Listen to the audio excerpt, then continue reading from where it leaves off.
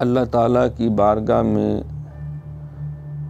قرب کے اعلیٰ درجے حاصل کرنا ہم سب کی زندگی کا بنیادی مقصد ہے۔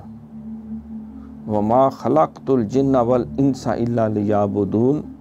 اللہ کریم فرماتے ہیں کہ میں نے جنوں اور انسانوں کو اپنی عبادت کے لیے پیدا کیا، اور نہیں پیدا کیا میں نے جنوں اور انسانوں کو مگر عبادت کے لیے۔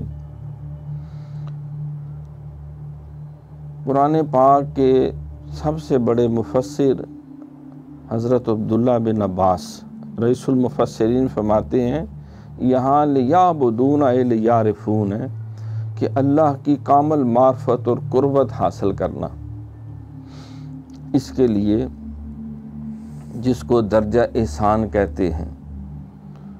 اللہ تعالیٰ نے قرآن مقدس میں فرمایا فَفِرُّوا إِلَى اللَّهِ، پس دوڑو اللہ کی طرف۔ جب سارے دوڑ پڑے تو فرمایا کہ فَاسْتَبِقُوا الْخَيْرَاتِ،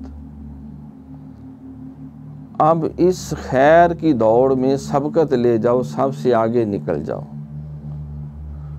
جو خلافت اور نیابت کا تاج بندہ مومن کے لیے ہے، اس کے اعلیٰ مرتبوں پہ فائز ہو جاؤ، تو تم فائز ہو نہیں سکتے وَتَبَتَّلْ إِلَيْهِ تَبْتِيلًا، جب ساری دنیا کی علائشوں سے اپنا دامن ظاہر اور باطن کو بچا کر پورے طور پر اللہ کی طرف تم راغب نہیں ہو جاتے۔